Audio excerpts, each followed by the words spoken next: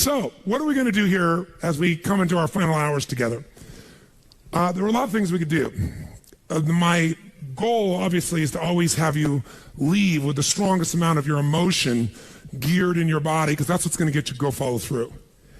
At the same time, I look at this program, and no matter how much we pour into it, no matter how much we put you in overwhelm, as you can only imagine, there's so many things that I know are available and needed for your businesses that aren't here. So trying to figure out, what do we put in here strategically? And so I'd like to roll the dice on something that may not be as emotionally exciting, but probably more valuable. And that is a planning process. And so you might have to, for this last part, really manage your own state a little bit. But I'd like to introduce you to what I call RPM, the rapid planning method. And RPM is an experience that when you master the thinking of RPM, you don't have to use the system itself even. You don't have to use a particular, mechanical system in terms of how you do this on your computer or calculator or on paper or whatever. But if you take on this thinking system, your entire planning process will transform, and so will you emotionally. And most people in life, when they're trying to plan something, when they're trying to put something together, like plan their day, we all learned yesterday that what controls our focus controls our life. Whatever we focus on, we feel, even if it's not true. Do you agree with me on this? Yes or no? And everything's trying to get our focus all the time, right? Advertising's trying to get our focus. Your phone's ringing. In your pocket, it's buzzing. And that buzz is either your phone, or it's an email, or it's a text. There's this constant something trying to get control of our focus. But what you focus on determines your destiny in your life. So if you don't take control of it, somebody else will. And so the challenge is, even when we try to take control of our own focus, even we try and attempt to do this, usually there's so much distraction that it becomes very difficult to do it. And even if you did it in the traditional way, and you were going to go out tomorrow, and you're going to plan your day, or you're going to plan your week, you're going to go home. In order to plan it, you're going to have to come up with some answers for the week. And the question you're going to ask, if you don't know RPM, is what? What do I need to? Say it nice and loud. What do I need to? And that's a good question. It's much better than, why do I have to do this? It's much better than, what the hell do I do? A few modifiers around that language and you'll feel very different, won't you? So when you ask, what should I do? The answer you're going to get is usually based on whatever is most pressing on you at that moment. And what tends to press us is either something painful, right? Right now I got to do this, because if I don't do this, something's going to happen. Or something that we want, something pleasurable. Is that true? Or it could be our own sense of vision. But that's usually the last thing that we focus on. How many agree with me on this? Say aye. So let's say, for example, someone keeps coming to you and goes, I need this, and I need this, and I need this. And they do that in the form of your text. They do that in the form of a phone call. They do that in the form of an email. They do that in the form of walking up to you and go, hey, Tony, can I ask you a question? And right in that moment, they're coming to you and they're asking for the most valuable thing you have in life, your focus. Because out of your focus, you're going to put your attention, your energy, your intellect, your emotion, your thoughts, your lifeblood. And the way you invest focus is the way you invest thought, feeling, emotion, and life. And wherever you spend that focus is going to determine what you end up with in this life and what you're able to give in this life. So focus, bless you, is the single most important component you got to learn to take control of. And most of us are not very good at this.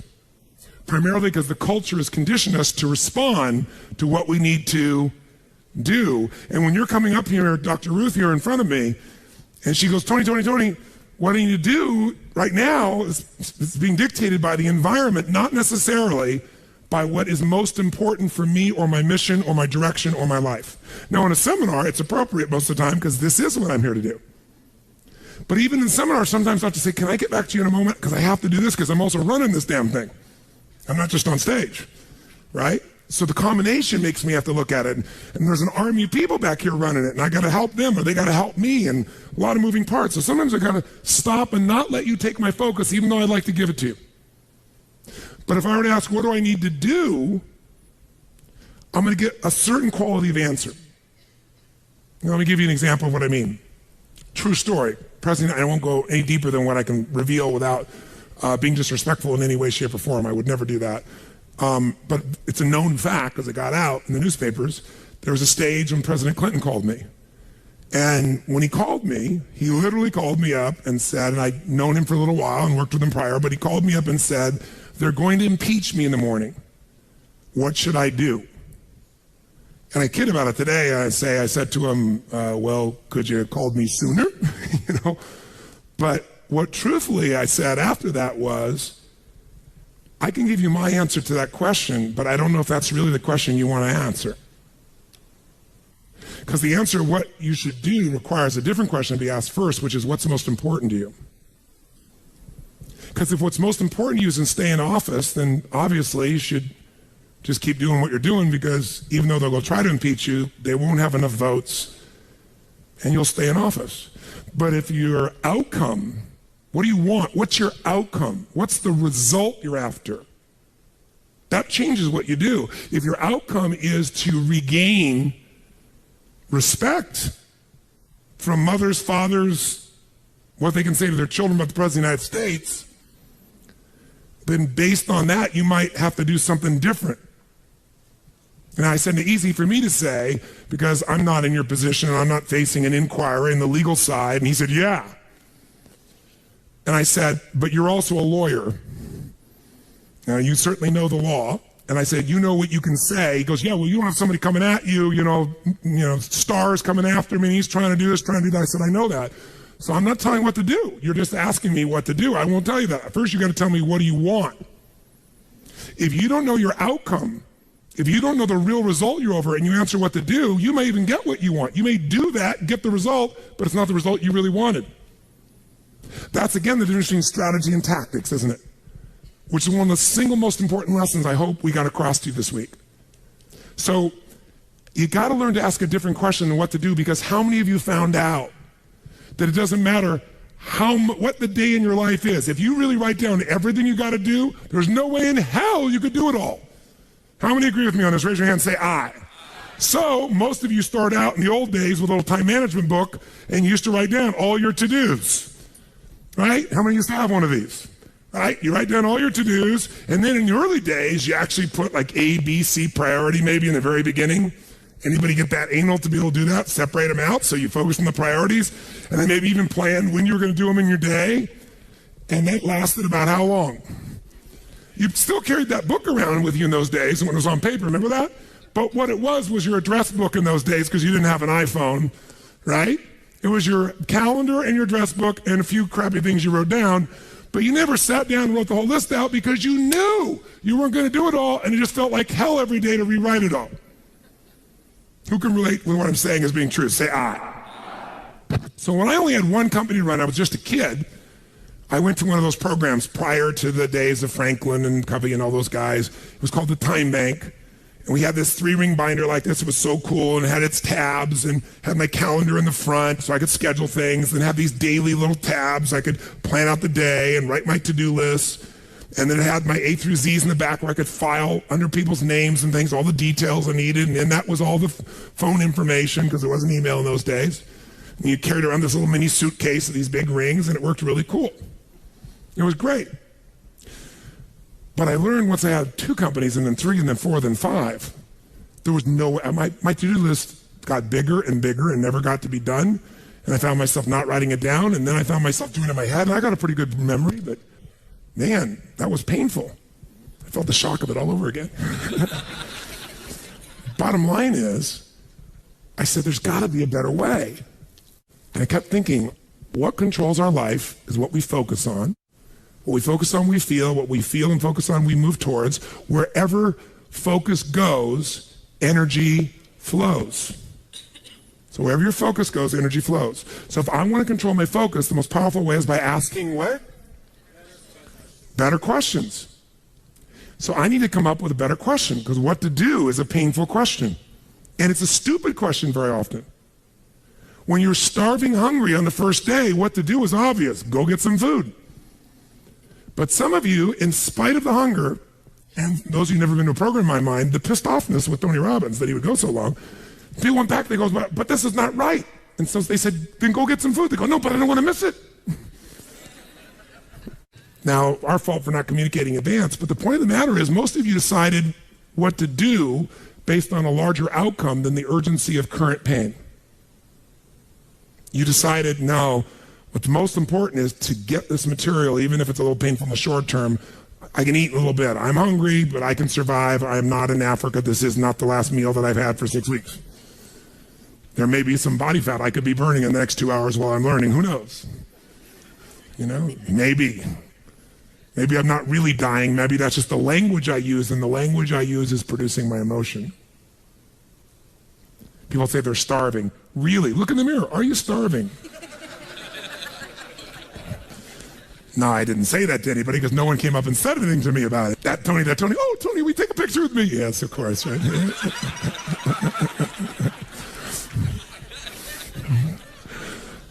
My point is this. Where focus goes, energy flows. You must control your focus. You do it with questions. If you ask the same questions as everyone else, you end up with the same answers. So, how did Bill Gates change his economic world? He was a software designer who didn't say, how do I make better software? He asked, and caught everyone else to ask, how do we become the intelligence that controls all computers worldwide? How do we become the intelligence that controls all computers worldwide? Now, when that's your outcome, do you end up with a different to-do list than if your outcome is to build the best software, yes or no? Yes. And that's why he's one of the richest men on earth. Change a question, change your life. When it comes to planning your life, I want to get you to learn to ask 3 questions now. And the first one is not, what am I going to do? And how many understand why now? Say I. The question you want to ask yourself is, what do I want? What's my outcome? What's my result? The word RPM, the first one, is to get you focused on the target. The target is not the activity. The activity can change. It's what's the result I'm after. If you know exactly what it is you really want, what you desire, what you're really after, clarity is power. The more clear you are and specifically what you want, the faster your brain can get you there. But if you're generally saying things like, what do I want? Well, I want more money. Fine, here's $1, get out of here.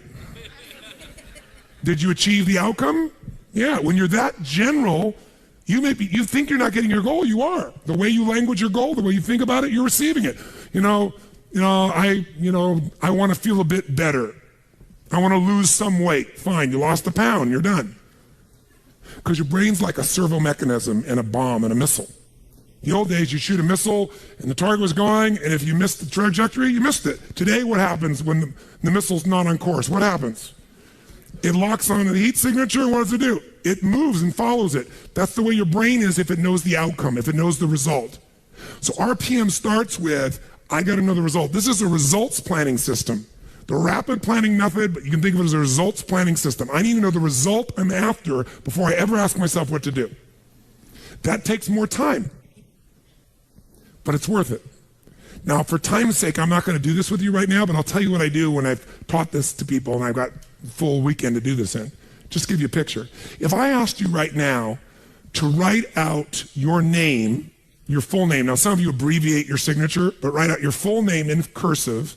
Go and do that one time. Write out your full name in cursive. I can't even use the word cursive. Is that really the word people still use?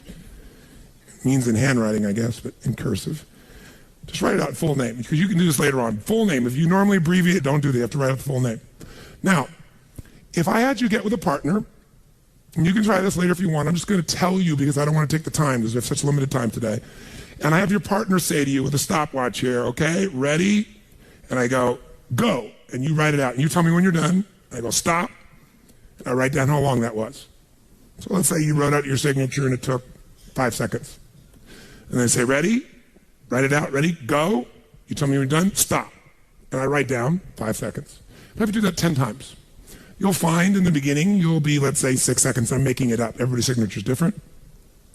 And you probably might get down to as little as 5 seconds. If you have like an iPhone, you could do it as a digital stopwatch. You could see the milliseconds. Then I say to you, I want you guys to write every other letter in cursive. In other words, you're going to write half as many letters. How long do you think it would take to do it? Half as much time? Most of you, it'll take twice as much time in the beginning, and then eventually, what's interesting is, if I do it 10 times, and the last 2 or 3, and this makes no logical sense, and again, I don't want to take the time to have all of you do this 10 times, 10 times, 10 times, but you can go do it on your own, I'll just tell you the result. In most cases, even though you're doing half as many letters, you cut it by 2/3 of the time. There's something happens when you break an old pattern and you do it fresh. Your brain over the years has learned ways to move more rapidly since when you did your original signature, and you'll do it in 1/3 the amount of time. It'll take twice as much at first, and then it'll cost you 1/3 amount of time. Now let me tell you why I'm telling you this.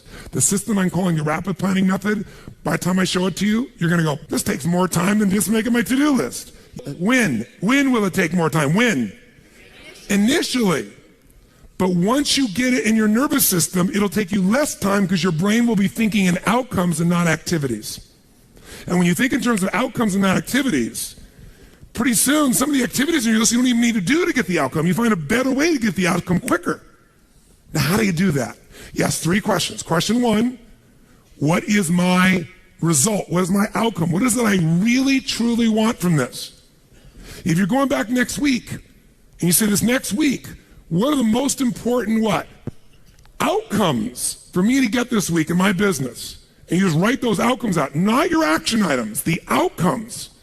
If you do that and nothing else, you'll be ahead of the game. And if you just keep looking at those outcomes every day, how am I doing on that outcome? Your brain will come up with ways to get to that outcome. I promise you. Focus on outcomes, not on activities. Action for most people, activities, most people mistake movement for achievement. They mistake action items and to-dos for achievement. We're after the achievement. Are you with me on this? Yes or no? Yes. It's a different way of thinking, and I think all of you inherently have it, but if you make this ritualized, just like the things you've learned this week, they're all great, but if you don't systematize them, they'll work when you do them. But if you systematize them, right? And you see like Mr. Hallman here, where he goes in and just does it and makes sure it's being done again, or what you've seen Chet do, or what I do. You just do it over and over again and you don't miss it. Now the results are geometric. So I want to get you to systematize the thinking, whether you do it visually the way I'm going to show you or not. So, first question, what's the result I'm after? What's the ultimate result? What do I want out of this week, out of this thing, out of my business, out of my life, for my body? And you want to be as what as possible when you describe that outcome, that result. As what? As clear and specific as possible. Generalities will confuse you. So it might take you longer than just writing down call so-and-so to think, if I'm calling my son, I'm going to call Jarek, or I'm going to call my brother. This is what goes through my head before I call him, always. What's my outcome?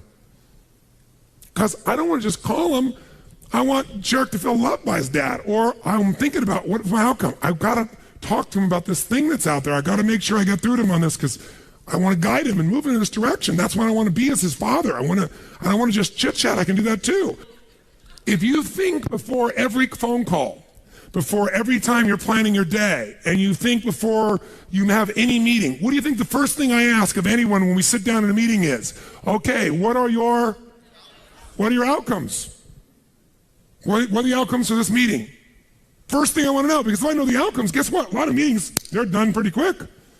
Because if I know the outcome, you don't have to go through all the activities to sell me on it. Just, that's your outcome? How do you want to do it? Sounds good to me. Rock.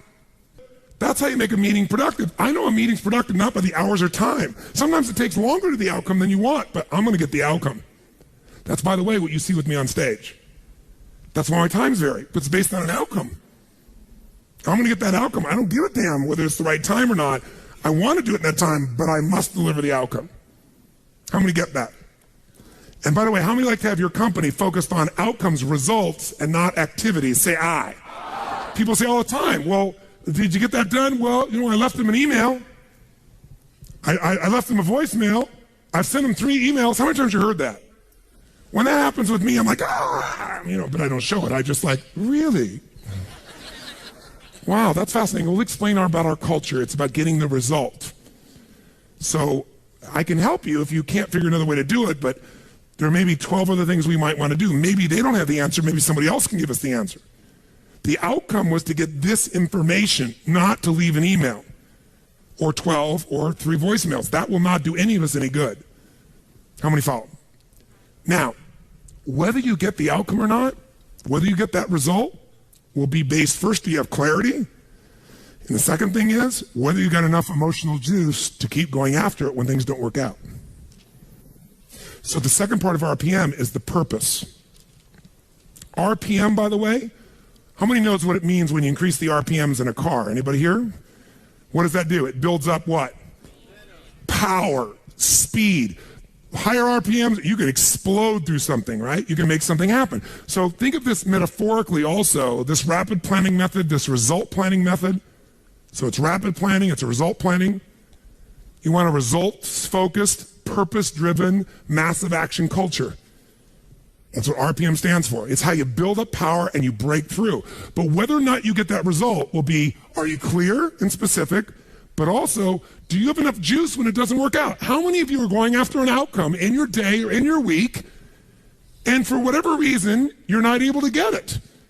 The person doesn't respond, they're not there, the thing's not there, something interferes, somebody interrupts you. Who's had their plans interrupted? Raise your hand and say, I. So whether you keep doing it or not is, do you have enough emotional juice? See, guys, you all know out of this week, you got more than enough to take your business to a whole nother level. You got more ways. You can go home and be artists now. And somebody, went by so fast, but many of you get the program, you'll watch enough times, you'll be there. Somebody's going to invite us in, we're going to be there and make sure you do it. So it's going to happen. But the art of it being followed through or not is going to come to you have the emotion to follow through, and that needs to be a part of your thinking also. So the next question I've always asked, besides the outcome, is why? Why is more important than how? Why are we doing this? What's the purpose? Purpose is more powerful than object. Purpose is more powerful than object. You say, I want $1 million. That's a great objective. I want $1 billion. Great objective. I want to feed 3,000 children in my community. That's a beautiful objective. It's even more specific. But even that objective, you might get excited about, so you realize what it takes to feed 3,000 kids. Right? And the politics involved, and all the people that don't follow through. And then you have this good intention, and somebody else is pissed off because one of the kids didn't get fed. Right? And you did everything you know how to do. What's going to make you keep going? Purpose. Why do you want to feed those 3,000 kids? Why do you want to make that $1 million, that $1 billion? Why are you going to take your business to the next level? Why is the most important thing to know, because that's where all the emotional juice and fuel is to actually get you to go through when the challenges show up. Every person you see who's on fire and is successful knows the why. You know what the problem is? You might know the why in the beginning. You wrote a mission statement and stuff like that. You got to know why you're doing this right now. This right now. That's what's going to engage you and activate the why. You might have a why, but it's not active. How many follow the difference what I'm talking about here? Say I. Otherwise, that little law of familiarity shows up. We're doing this because da-da-da-da-da, and you repeat the why, but it has no emotion behind it. See, if I take a stick pin, no, I don't see anything like that, but when a woman has a blouse and they have like a little stick pin in it? Let's think that stick pin is a word. And I take that stick pin and I throw it at you. Are you going to feel it? Barely. But if I take that little stick pin called a word and I wire it to the back out of a giant iron bar called emotion, now I can take that stick pin and put that thing right through your heart. That's the power of why. RPM. R is the result, the outcome, what you're after. P is the purpose. It's the why. 80% of success is why. 20% is how. Get a big enough why, people figure out how to do it. Yes. How many agree with me on this? Say I. So you better know your why. So, talking to the president, tell me something. What's your outcome? And then why? And then once we know the why, we know what you're after and why, then the question is, how do we do it? We know what we're after, why, how do we do it? By the way, are there lots of hows to get to an outcome, yes or no? Yes. Are there many paths to get a result, yes or no? Yes. Some are more efficient than others. And you're not going to know. So you know what you do? You brainstorm out all the hows you can think of. All the things you could possibly need to do to get that result. And then you narrow it down to the 20% that makes 80% of the difference. And you'll find out you don't have to do that whole to-do list. In fact, wouldn't it be nice to write your whole to-do list and not do it and still get the outcome? How many prefer that? Say I. That's RPM. I love it when I don't do my to-dos and I got the outcome. That's the coolest thing in the world. You might have done one or two of them, but it's then learning selectively which ones are going to create it. But the only way I knew that is to brainstorm out the M, the massive action plan. If I know the result I'm after, I know what it is I want, what's the outcome, what's the result, what do I want specifically, clearly, and I know the why, and the why has got to move who? Who does the why have to matter to? Everybody around you. Well, if it's a why you're trying to get everybody to deal with, they got to have a why involved in it. But people do things for different reasons. People donate money for different reasons. Some of you donated money the other day here because you were moved by the experience. Some of you did it for connection. Some of you did it to contribute. Some of you felt guilty if you didn't do it because somebody else did beside you. Or you have a lot of money and you feel guilty about it because you didn't earn it. I'm not saying anybody in this room, but that's how some people are. They inherited it, so they feel guilty. Some people do things to get their name up on the wall. Some people today do it anonymously and then tell everyone. Isn't it true? Yeah, just confidentially. That was me. You know? And everybody tells everybody that it's anonymous. They're doing it for significance. Some do it for connection. Some do it for contribution. I don't care why a person does it, but we do it. But if you're going to work with a group of people, you better make sure the why touches on all their needs. Does that make sense? When it's you, whose why does it have to be? Whose why does it have to touch? Whose purpose does it have to be? Your own for you to be moved. So if you know the result and you know the purpose, now you need the M, which is the massive action plan. We also call the massive action plan the map. It's your massive action plan, your map. How are you going to get there? What are you going to do? And by the way, when you're crystal clear on what you want and you know why you want it, you can make a big map. You can brainstorm a million ways to do it. Not all your houses are going to work. That's why you make a whole map. And then go back and gradually asterisk the ones that are the most important and go hit those. You might get the whole outcome in the first two action items and get rid of your whole rest of your list. This is RPM. This is how I operate. Now, if you never did this on paper and you just did this thinking process in your head, you'll get invaluable resources. If you learn to put this on paper, it'll be more powerful because then your brain isn't racing and you can see it. If you make it into a system that you personally use, your productivity will explode.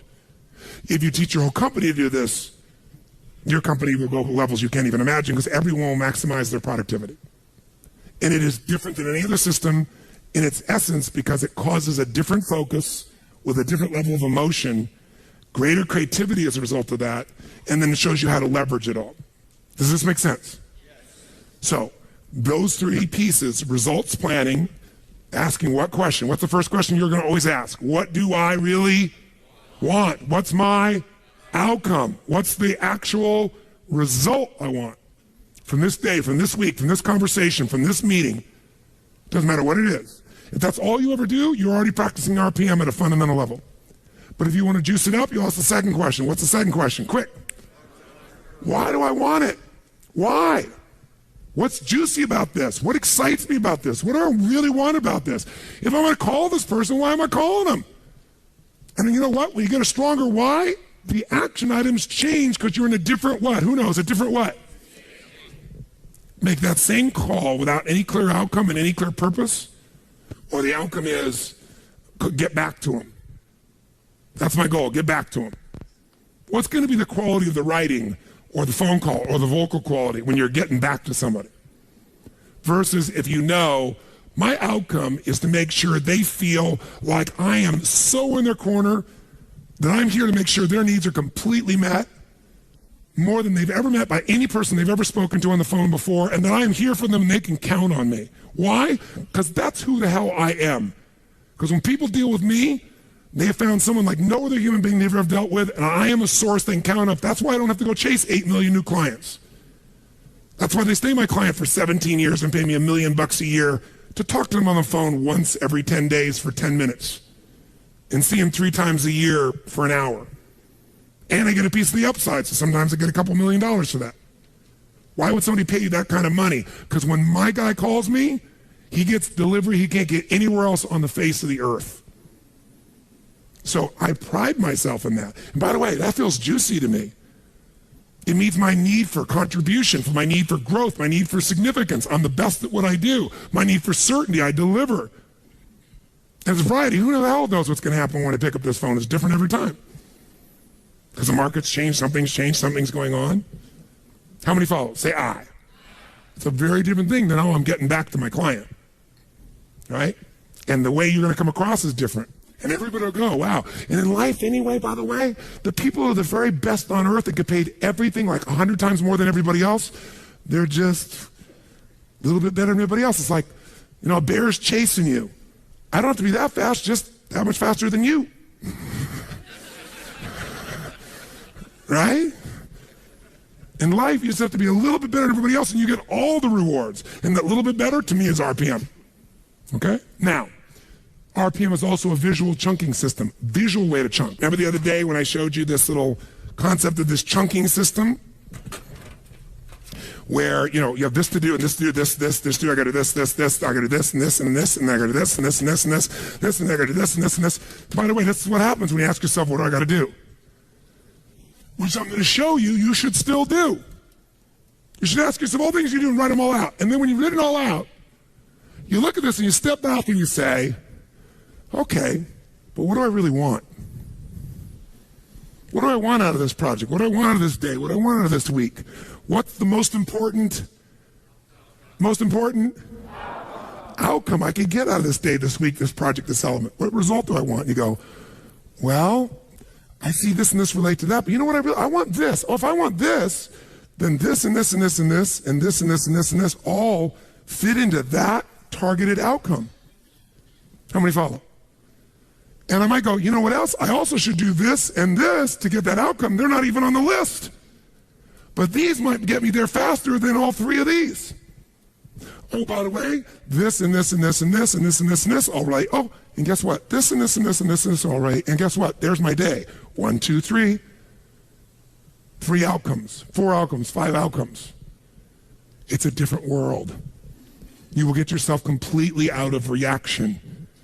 You start to take control. My question to you is this. How important do you think it would be for you to master a skill set like this, for you to have the quality of life you want, quality of business you want? What would 0 to 10, what would be the level of importance you'd give this, my friends? How big? 10. Where would you put it for you? 10. Raise your hand if it's a 10 for you. Let me see your hands. Good. I'm not going to teach you today. But I'm going to teach you enough that you can take yourself to the next level. If you want to go deeper, you will. But I didn't want you to leave without the fundamentals of it, because just the fundamentals will help you to take what we've got here and take it home and go to work at it at a much more effective level. So, if someone gave you a test and they asked you, what would be the fastest way for you to change your productivity? It would be stop focusing on what to and focus on your, you do nothing else but that. What does RPM stand for? The rapid planning method, also known as the results planning method. It also stands for the 3 questions you're going to start to ask. What's the first question? It is not, what am I going to? The first question is, what is my? And then as you get more clear than that, outcome starts broad. To make it more specific, you say, what's the specific what? Result that I'm after. What do I really want? What's my outcome? What's the result? So usually I start out with the outcome because it's broad, and the result makes you make it even more specific. Okay? Start broad, get more specific. And by the way, writing that down, you might write your outcome and scribble out and rewrite it a few times so you got something that really grabbed you. That takes more time than just writing a to-do down. But it's time well wasted, if you want to think of it as wasting. And pretty quickly, by the way, you know what you're going to find out? There aren't that many outcomes you're after in life. Lots of activities, not that outcomes, and pretty soon it'll be a shortcut. Just like rewriting your handwriting, you won't just cut the time in half, it'll cut it by 2/3, because you'll know right where to go. That's what starts to happen. You start developing what I call pathways of power, where you know, this is what I do, this is how I do it, this is how I get to that result. And most people have no clue how they get there. The second P stands for, the second question I ask myself is what? What's my purpose? Why am I doing this? And there are different emotions for each of us that drive us most. Some words will completely change your state. When you have that right word, for me it's impact, for example, or love, or contribution, or making a difference, or have fun. A couple things like that change the game for me overnight versus I have to. How many hate having to do things? Say I.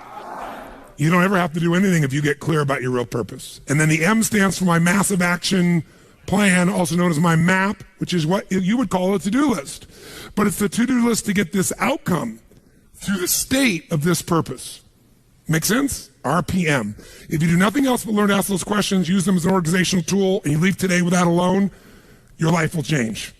Because you're going to change the sorting device of your own focus. That's the power of it. Now, you might wake up in the morning, if all you do is you don't do RPM, all you do is on. Here's on. Outcomes and necessities. You know your outcome and what's necessary to get it done? That's a shortcut. It's not as emotionally rich, though, by the way, when you leave out the purpose. You get the idea? It takes longer to think through and write out the purpose, but there's a different state you're in, as you just said, ma'am, when you're connected to the why. In fact, it'll change your to-do list. It'll change your map. It'll change what's necessary. That's why it takes a little more time to do initially, but after a while it won't. It'll just be in you. What's my outcome? What's my outcome? Okay, let's get crystal clear on the outcome. Okay, now that I got that, now, why? And you'll get good at the why. A couple key words. You'll start to know the words that always fire you up. And we're going to look at that in a moment, by the way. Because words change emotion. And change the emotion, you change what people actually do. Not what they write down they're going to do, what they actually do. You change the quality of how they do it. Because it changes their state. Make sense? So if you're going to master RPM, and you're not going to do that today, but if you want to, let me just kind of give you the overview. There's 7 principles of power. Just capture them if you want. First one we're going to come back to right now, but I'll start with it at the top. Believe it or not, above anything else is the power of language. Why is language so important in managing your life, your emotions, your results? Because we don't experience life. We experience the way we repackage life the minute we label it.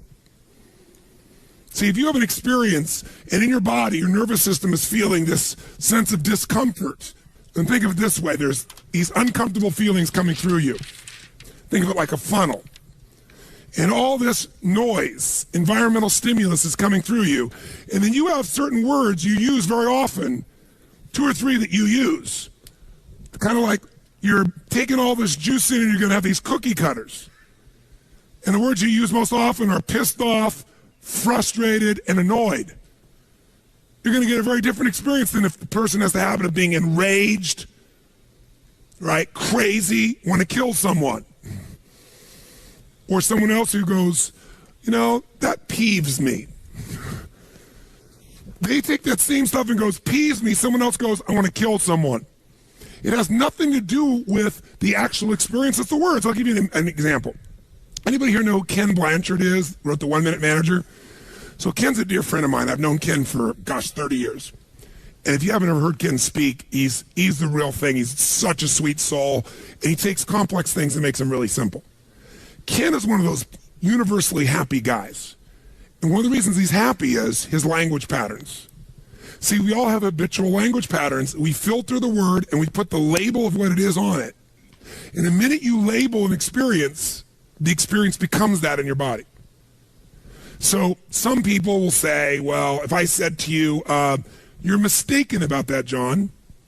How do you feel if somebody says you're mistaken? What if I say, John, you're wrong? Who feels a little different now? What if I say, John, you're lying? Who here will get into real intense experience if somebody says you're lying, right? Because your integrity's there. Now, all you have to change one word and we can change your biochemistry, right? Well, we use words all the time with our experience just because it's the habit of what we use most often. My mother's passed away, bless her soul, but when she was alive, I told this story. She used to always be humiliated by everything. She'd call my house back the days before email, and I was, traveling like crazy, and there was a answering machine, the old style answering machine, and she'd leave a message. I'm humiliated that I have to leave a message for my son. What is he, President of the United States or something? And in the beginning, I get hooked, but then I noticed my mom was humiliated by everything. She was humiliated by the drugstore clerk. Because anytime she was uncomfortable, she called it humiliated. Till one day I explained to her what humiliated was, and we had this interesting conversation. And I got to see there were many other choices besides humiliated. You could be pissed off, frustrated, ignored, loved.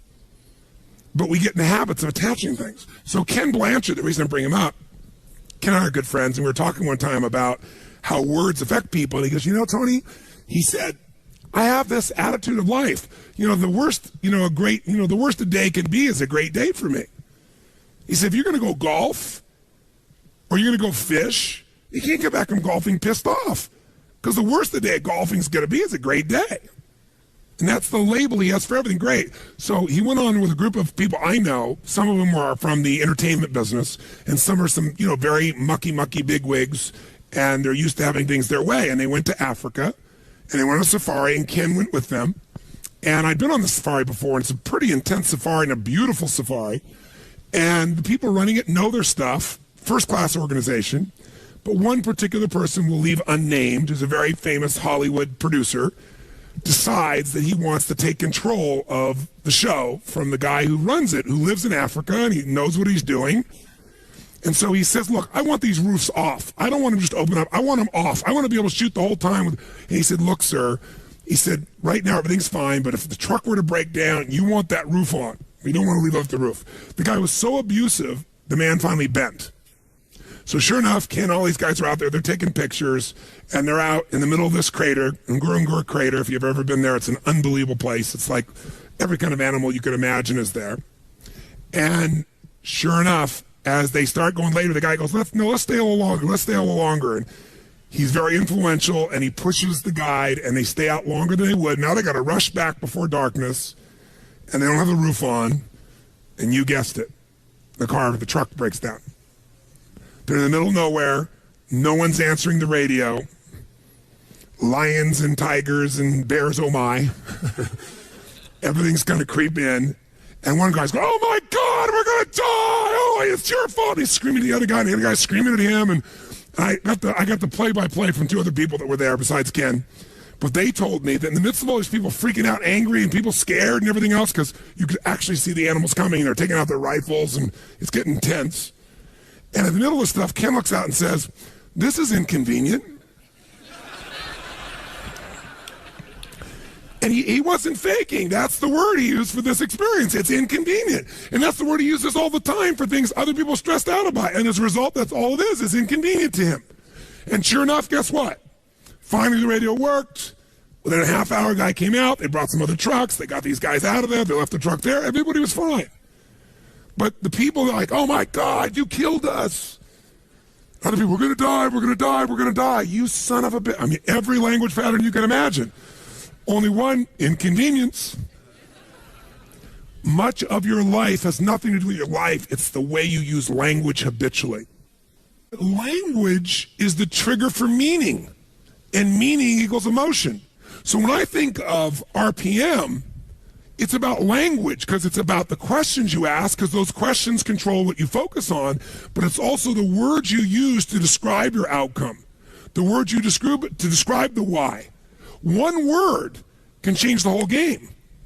If your description of you're a stockbroker, and what you describe, what you do is you go, I got a cold call on people every day, that's not going to get you moving very much. Remember, one guy I was talking to, he was so much more successful, he was brand new, he was blown by everybody, so I went and interviewed him. Because, all these other people are bitching and griping. He was having such a great day. I said, what are you? He goes, I'm a treasure hunter.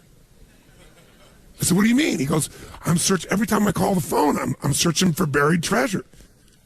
You see, you don't get treasure every time, but when you get it, there's going to be, if you keep digging, there's going to be a treasure. And sure enough, you get one client that would do more business for him than all the other guys got.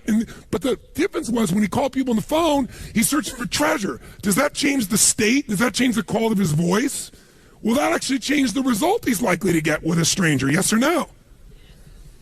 So ladies, you've got a ring that this man's about to give you, he gives you, and somebody else sees it and they say, well, that's kind of nice. Versus that's magnificence. Versus what a rock. Would it change how you feel? Yes or no? A little or completely? I say to you, you come to me and say, Tony, I'm single. You meet thousands of people. I'm your friend. Help me out. Set me up, man. And so I say to you, okay, I know this really nice girl, this really nice guy. You got a state about it, don't you? What if I say, I know this woman, I know this man, I know this woman who is delicious. I didn't even say anything that makes any sense, but how many are in a different state already, right? It's like if I said during the break, we're going to have some really nutritious snacks. Yay. Even people that are health-oriented are like, yay. But when I say it's delicious, does it change completely how you feel about it? Yes or no? You have to know every moment of your life. This is not about planning. It's about creating. Think about planning as creating. Whenever I think about planning, I'm creating something. And you create things with both your vision and your language, and then your action. But your vision and your language will shape how you feel, which will shape what you do or don't do. So this is the part that takes more time in the beginning, takes longer, but it's so much faster because once you know the patterns of what move you, you just use that and boom, it's like knowing the light switch to turn yourself on and rock and roll. And anybody who's the best in the world at what they do, they know how to turn themselves on every time. They know their triggers. That's what RPM's really about too. So this is not some frickin' time management program. Like, because every system, I don't care, and obviously Mr. Covey is a dear friend of mine, senior and junior, right? This is not Franklin Covey. This is not a little planning system. This is not pulling out your BlackBerry. This is not using things or whatever tool you use. This is a system of thinking and feeling and producing massive results that you want to take to whatever system you go to, and ideally maybe have a system that is set up this way. But even if you don't, you can do it with just the thinking process. So I want you to start with this first principle of power, this principle of language, which you might think of as the principle of passion. That's really what it is. The power of language is it produces passion. And by the way, passion is the genesis of genius. It's a great quote by a brilliant man, Tony Robbins. No, I thought that sometime. I thought that's really true. I wrote it down. It's like passion is the genesis. You see some genius in anybody, it's because they're passionate. That's where genius flows. And passion is because it's about something more than yourself. It's about something larger. Now, let's do this for a moment. Let's have you write now, anywhere you want in your notes. I'm going to give you 1 minute, and I want you to write as fast as you can words that would increase your emotional intensity. Like for me, I'll give you some of mine. Mine are passion, mine are love, mine are make a difference, mine is transform, have an impact, right? Have fun. There's certain key words. There are roles in my life. You know, father of the clan, you know, mentor, leader, friend. Certain mentor, there's certain language patterns. When I think about myself as that person, I do things differently from that place, right? So I want you to just write down any words at all for 60 seconds. Just write down real fast. What are some words or phrases that would excite you or juice up your life if they were being used regularly, that'll move you emotionally? Choose words that you're associated to, either in a context like your health or your business or just overall words. Just write words that would move you. And if you write a word and doesn't move you so much, cross it out and write a different word that moves you more.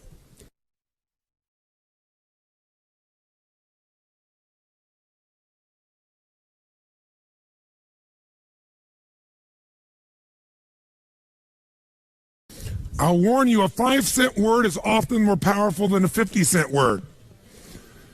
You can say, I am becoming a facilitator of transformational change around the globe at this moment now. Or you can write down, kick-ass, take names.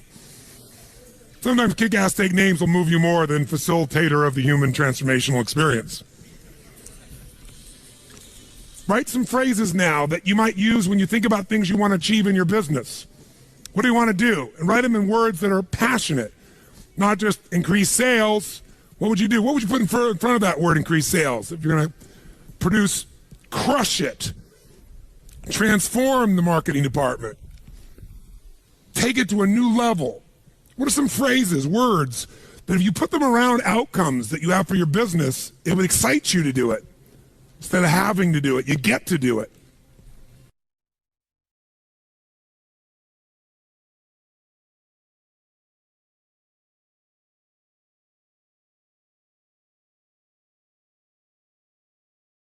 Can you think of an activity that you normally do not like to do?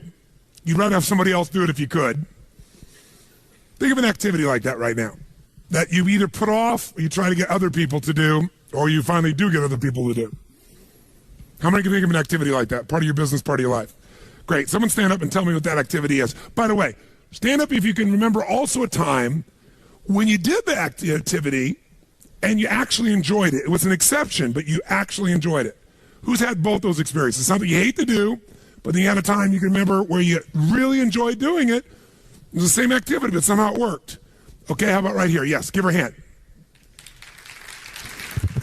Do I have to tell you a BMI hand, ladies and gentlemen?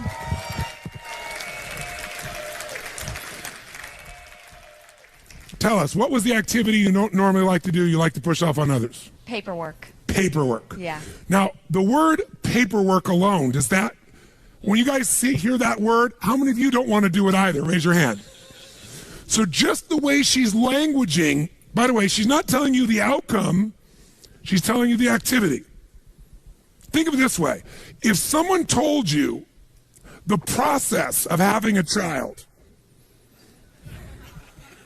and all the processes you have to do to raise that child, and you were focused on what you had to do to raise the child versus the outcome, would you ever, or the purpose, would you ever do it, yes or no? If someone would have told you in advance all you would have to do in your business to make your business successful, and you were focused on all you had to do, the to-dos, versus the outcome of owning and growing your own business, would you ever have gotten into it, yes or no? So she's focused on the to-do, and she's languaged the to-do in a way that is incredibly moving. Okay, so paperwork. And so when you normally think about doing paperwork, how do you language that to yourself? What do you say to yourself? I hate doing it. It bogs me down. It doesn't add to my results, which is making sales. That's right. And notice, it doesn't add to my results, which is making sales. Great. So now, there was a time you actually enjoyed paperwork? Yes. Tell me about that time. When I was younger and I was just starting out in my career, and it gave me a way to process my day and order my thinking. So it gave me these chunks of accomplishments. Ah. And so when you talked about paperwork then, you didn't call it paperwork then, did you? No, I called it probably priorities. Yes. What did you call it? Priorities? What? Probably priorities. So what would your phrase be back then, do you think? When you're thinking about this, you'd say, I'm going to get to, or I'm going to do. I'm going to prioritize my day. These are my projects. Ah, she called it prioritizing her projects. How many feel better about that than paper frickin' work? Now, if she just changed that language alone, I want you to think about right now. Do you have some paperwork waiting for you at home? Yes, of course. Of course. Yeah. So what is that paperwork really going to accomplish if you get it done? Well, in some ways it moves things forward. I mean, if you don't do it, what's going to happen? Things aren't going to get scheduled. They're not going to make deadline. Clients are going to be unhappy. And what will that do to sales? That will drop them eventually. Or it'll make me run around trying to fix things. So is sales important to you? Absolutely. And are making people happy, your clients happy, important to you? Well, yeah, I mean, the sales are important because basically what I'm doing is helping people with their business. So that's... Yes, and how many people fail because they don't do their paperwork, do you think? Well, I mean, if you put it that way, that's not why they fail. I didn't put it that way. I just asked the question. Different question, yeah. How many saw that?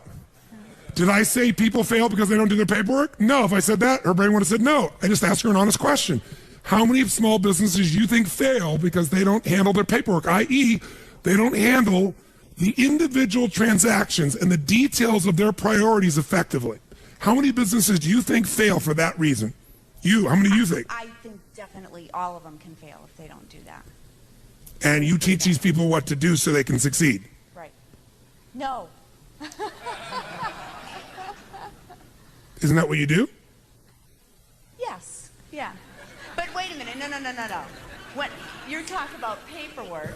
No, I don't talk about paperwork. I talk about results. Right. And part of the result of a sale is to capture it, deliver it in a form where it can be both followed through on, accounted for, details of. Otherwise, it's part of a chain of value. You can't just get someone to say yes and have them get the final value. Most people like to simplify to just the yes. But the real value is not getting someone to say yes. Salespeople think that way. The real value is delivering each step of value along the way that allows you to continue to get that value back to the customer and clients.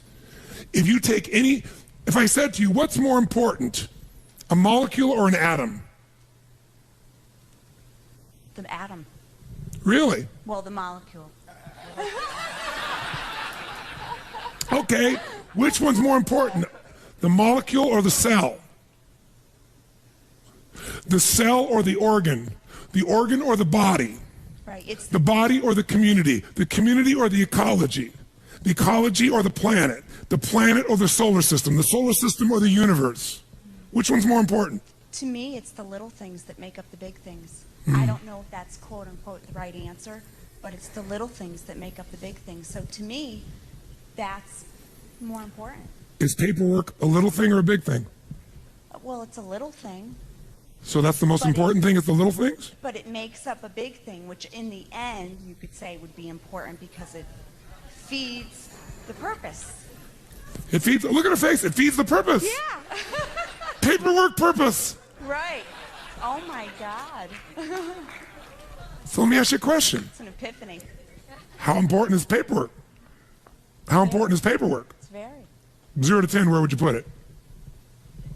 10. Yeah. So maybe we need to call it something different than paperwork. What is it really? If you were to name it today, not just what you did in the past, what is it really? It's the steps to getting to the purpose. If I had to read It's also a promise that's Yeah. being kept. Right. Are you about keeping promises? Absolutely. Have you dropped out your promises because you didn't have your paperwork or priorities organized? Sure, or stressed Or out have other about it. people dropped it out because they didn't get the information needed in a timely fashion? And most businesses, you're telling me, probably fail because they drop out the little things? Absolutely. Because they think it's a little thing when really most people are majoring in minor things, and this is not a minor one, is it? But we start thinking it is, and the minute we give it a label that it's a minor thing that doesn't really matter, Yeah. then what happens is we no longer give it the focus, and we don't give it the focus, and then it bites us later on. The truth is, which one is more important? The molecule or the atom? The molecule or the cell? The cell or the organ or the body? Which one is more important? They're equally important. You take any one out of the chain of existence and the whole thing collapses. There is no little things and big things. There's just the things. There's the things that matter. Is this one of those? Yes. If you were going to coach your son or daughter or a child or a dear friend in a business, what would you tell them about paperwork? I would tell them that if it's important. Can you hear the change in her voice? How many hear the change in her voice? Does it change? Is there a power in her voice right now? Yes or no? An authority? Go ahead. Tell me what you tell them. You tell them what? That paperwork is extremely important to the outcome. It's, part of the passion of the purpose, and that's really all you have in life. And I did have that conversation with my daughter. Give her a hand, ladies and gentlemen. Do you see how important it is, A, to be aware of your language? Language creates meaning, meaning creates emotion, emotion determines what you're going to do or not do. You can never again think about time management in terms of to-dos. You need to start with language. The questions you ask and then the words you use to answer it. That's why you got to craft your outcomes, craft your results, craft the purpose. Takes longer, but you'll do it. Not only that, you'll enjoy it. She says, I'm going to go home and crush that paperwork. That's the word I would use. She go back and she said, I'm going to be, and what if she created a role for herself? I am the queen of paper prioritization. I am the Madonna of, I'm the master of whatever. She comes up with some playful thing, and it can be silly and stupid, but it'll change completely how she thinks about it and she feels about it, and she'll go straight doing it. How many follow this? By the way, how was she influenced to remember the truth? By me lecturing her? Telling her? No, everything was asking her. Now, in addition, if you want to follow through, remember, if you link more of your needs, there are 6 needs. If you link 1 need to it, you got an interest. 2, you got to drive. You link 3 needs to it, you're going to do it. Now, she was linking feeling insignificant to paperwork. Significance is one of the most important things in her life. Right? She wants to significantly contribute. True? And it wasn't that significant to the contribution before, but all of a sudden, now she gets it is. It's part of the chain of life. It's part of the chain of keeping a promise. It's part of the chain of my integrity. It's part of my chain of being able to make a difference. And you know what? Everybody else is lousy at it, and I'm not anymore. Because how the hell can I help somebody else if I don't do it myself? And so now she sets a new standard. So now it's significant. And by the way, if you want to make it more fulfilling, she can also say, you know, I'm connected to it because it's connected to the what, she said? To the outcome. There's a purpose here. Now there's connection. Now, doing this helps me to contribute. Well, I'm starting to meet a lot of different needs. Contribution, significance, connection, love. That's enough to get her to do it. Now, when she goes home, she can even develop a strategy to enjoy it. Like I interview people that do things that other people hate, find out how they do it. Somebody loves to clean their house. I said, great, well, let's look at these 6 human needs, because if you love it, it meets many of your needs, at least 3 or 4. On a 0 to 10, cleaning your house, how much certainty does it give you? And the lady says, 10. You say, why? She goes, because I know how to do it well, and I do it well every time. And I have control of it. Before your emails, as a way for you to get a sense of accomplishment, knocking a few off, doing something that's meaningless, you used to, when you're stressed out, organize your desk. How many are old enough to remember that? Now you don't even have a desk. Your desk is your laptop, right? So you knock off emails and things to feel a sense of accomplishment, which is you're just being active. You're doing activity. You're not accomplishing anything. Nothing significant. You're doing movement, trying to make it feel like achievement because you feel uncertain about things, out of control. That's what you used to do with paperwork, so you could take it back. What else? I get variety, she says. Cleaning the house? She goes, yes, I have 5 children. You never know what you're going to find. 0 to 10, how much significance? 100. Why? She goes, when I'm walking around the house, she goes, I play tapes like yours. I do significant, important things. I have time to think through my life as I'm doing these things while I'm accomplishing something. Plus, she goes, most people have a dirty house, and mine isn't dirty. People come over, it's spotless. I feel proud. What else? Connection and love from cleaning the house? She goes, yes, because while I'm cleaning, I pray for my children. I'm ironing, I'm praying for them. 10. Growth from cleaning the house? Yes, because I'm listening to tapes, I'm thinking of the future, I'm creating my life. Contribution? Yes, to my kids, to my family, to myself. She meets all her needs. That's why she loves cleaning house. Somebody else uses language like, I'm not cleaning that frickin' stuff. It's a waste of my frickin' time. So it all depends on what needs you related to. How many follow? Change your words, change your perception, change your procedure. Some people say, I love paying bills. I'm going, you love paying bills? Yes. There's so many of them. And they're always changing. Really, variety. What else? She goes, well, I go, but I pay the bills in different rooms of the house. And I play different music in each room. And then she says it feels significant and she feels connected because she says when I sign the checks, I think of the person and I send them love. And I think I want them to prosper. And then she goes, I know that comes back to me. It's just what you focus on. What you focus on is first controlled by the words you use. And that's controlled first by the questions you ask, whether you're aware of it or not. How many get the power of this principle, the power of language? Raise your hand. Say I. Let's put back on the stage then. Here's a couple other principles again. I won't walk you through them all in detail, but I'll give you a little step at a time here. So first principle is language. The power of language, which I think of as the principle of passion. Second power is the power of results focus. I'm not going to take any time on this because you got it now, don't you? You focus on the result. It's like taking the power of your mind and body and brain and putting it the laser power instead of having it scattered. You're no longer scattered on activities. Third principle, really, of RPM, is the power of purpose. No more time on this one. You got it. Does the why change the how? Yes or no? Does it change the quality of how you go about it when you're doing it for a different reason? Yes or no?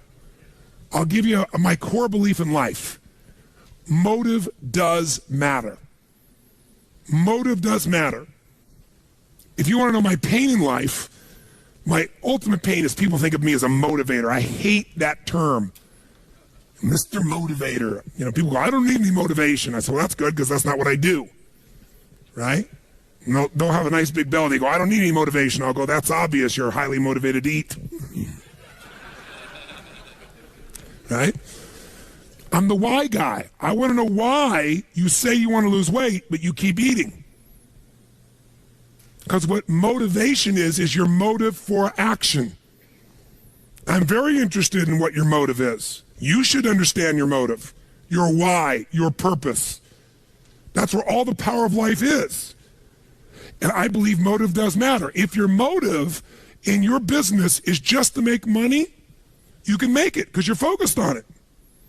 But I believe life moves to support whatever supports more of life. And I think a reason why HomeX or a Zappos grows the way they do is because they have a higher purpose as well.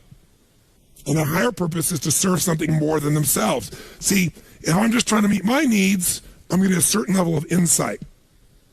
And I looked at my life, throughout my life over the last 30 years and thought, stuff happened at times that anybody who was there would go, that's impossible. No way that could happen. How could he know that? How could you shift that person? How could you change that situation? I've had these moments throughout my life. And I believe insight comes because I wasn't focused on me succeeding or failing. I was completely focused on serving them, and the insight shows up. You're trying to take care of your family, you're going to get a different level of insight than just yourself. Trying to take care of your company, even bigger insight. Trying to take care of your community, trying to take care of the world, humanity, without being ego, not saying it. If that's really your intention affects the quality of what you're exposed to, of the insight, of what comes through you. Motive does matter. And we can always shift our motive. And there's nothing wrong with wanting to meet your needs and others. The game changes. And by the way, if you do this in your planning, i.e. creating, the game changes. Okay? You make it a ritual. RPM is a ritual of questions. You got to get it in your body as a sequence. When you get it in your body as a sequence and you lock it in and you condition it, it'll just happen. It'll happen like, what do I need to do? Used to happen inside of you. Next principle, number 4, it's the power of mapping. That means that once I know the result I'm after, once I know why I'm doing it, I got the right language, I need to come up with a map. You know what's interesting about a map? It doesn't always work. How many of you ever used before, in the old days, before they had Google Maps, there was a company called MapQuest? Whoever made the fatal mistake of using this crappy product? And what happened if you use MapQuest? What usually happened? You ended up getting a place worse than if you would have guessed. Because their map had nothing to do with the reality of the territory. Well, the more you do something, the more you're able to come up. The first time you do a map, you might be a little off. But if you do a map again and again and again, pretty soon you start learning the pathways to get to a result quicker, don't you? When you start making these maps, these action items, you're going to start to find certain ones get you further than others. And pretty soon, what took a long time, you're going to know the shortcuts. Oh, I know how to get from here to there quicker. I know the map. That's what used to be your to-do list. Now it's going to be a map to an outcome that's being fueled by your purpose. Okay? And then very quickly, as a principle, number 5, the power of chunking. So you've been in this seminar this week, and you got all this information. And I've attempted to get you to at least capture it in one place in the form of principles and actions. That alone chunks it a bit. That means you could turn that part of your book, kind of review the principles, right? You know, you can read the whole book, look at the principles, and you can look at your action item and say, okay, what does this relate to? You could just make it a to-do list of all these things you're going to do and figure out when you're going to do them. Or you could take all those to-dos. You could say, okay, these all relate to marketing. These are all the actions related to the outcome of making sales better.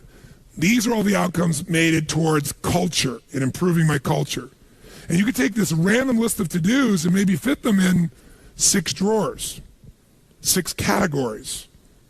See, years ago, I started do chunking.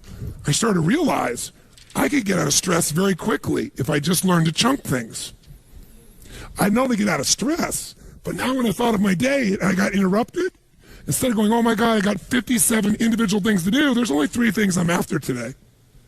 I get refocused on my outcome. How many follow this? Say I. You can do this with your project. You can do this with your week. You can do this with your company. So after a while, I came up with this idea. What if you could imagine your own home, the home you live in right now. What if we could take everything out of your house and you weren't there? And we dumped it all into just boxes. And the boxes got all collapsed into each other. and you were going to move and you weren't around, and then people just took all your stuff and just dumped it in the living room of your new house. Everything mixed in there. Underwear, toilet paper, soap, tissue, notebooks, computers, books, cosmetics, all mumbled and jumbled together in the middle of the floor. Would that be somewhat stressful for you? Yes or no? But what if, in advance, you took everything in your life and knew it would fit into one of, let's say, 2 chests of drawers, 6 drawers in each, 12 drawers. Maybe they may be giant drawers, categories. Like everything fit into, home appliances or cooking or intimate wear or whatever. If you had those 12 and everything could fit in one of those, you could take anybody in that room, once they knew those categories, how quickly could we transform that living room? How fast? Yeah. Oh, this goes here, this goes there, boom, boom, boom, boom. And by the way, when it's done, how quickly could you then get what you want? You know exactly where to go, put all your focus in there, you open the drawer, you find what you want. Would you like to be able to do that with all your outcomes? All your action items? I'm going to show you how. And this process is a simple way of managing your life. And I'll give you the big picture first for a moment. I'll scribble it up here as a chunking device. Think of your life this way. As a gross generalization, and by the way, chunking is an art, not a science. What does that mean? Is there a right way to do chunking, yes or no? No, there's no right way to do it because it's art. What somebody else thinks is beautiful, you might think is ugly. Chunking is to meet whose needs? Your own. Now, if you're trying to chunk to help other people, then you're going to have something that's got a little more science than art to it. But think of it this way. If we were going to try to manage your life, what if we had a life management system? Not a time management system, because the only reason for time is it's a resource so you can get the life you want. Is that fair to say? And let's take 2 aspects of your life. But one area is, let's say, your personal life. That's an area of your life, your personal life, that you want to manage. And another area of your life is your professional life. Whatever you do professionally, running the company, marketing director, sales director, maybe you run many companies, you're an entrepreneur. What if we could take everything related that's most important in your life personally, and we could focus on the things that needed to happen regularly? So for example, if you don't focus on making your health better, does it get better or worse as the years go by? Which one? You can't afford not to give it consistent focus. And by the way, do you have to keep improving it, yes or no? If you try to keep it static, is health a static thing, yes or no? No. What about relationships? If you don't focus on relationships, do they tend to get better or worse? So there's some areas of your life within your personal life. If this was an area of life you're managing, is your personal and professional life. Your whole life could be managed in these 2 categories. If underneath these, we could say everything that matters fits within 6, 8, 10, 12 drawers. They might be things, and I would call these categories of constant and never-ending improvement. For short, we call them categories of improvement. These are areas that you've got to constantly focus on once a week, once a month, some of them once a day. They're areas that never go away. Does that make sense? And so in your personal life, what would be some areas you got to constantly focus on? You might say, well, there's my health. There might be a drawer called family. There might be another one on finances. Does that make sense? And within those areas, you could have specific goals for this year, for this month, for this week. You might have certain musts that had to go in there. But you could put everything in there, and you could look at it once a week or once a month to make sure you're on target. Am I making sense? Yes or no? Would this help you to chunk your life a little bit? Yes or no? Because if your whole personal life could fit into 5, 6, 7, 8, 10, 12 max of these, you could chunk it, and you could keep track that I'm still making progress. Because most people make progress on what they focus on. So they focus on their business and their body deteriorates. Who can relate to this one? Raise your hand. Or they focus on their body and their relationships deteriorate. You're so damn into yourself, you're never even here. Or they focus on their kids and their intimate relationship breaks down.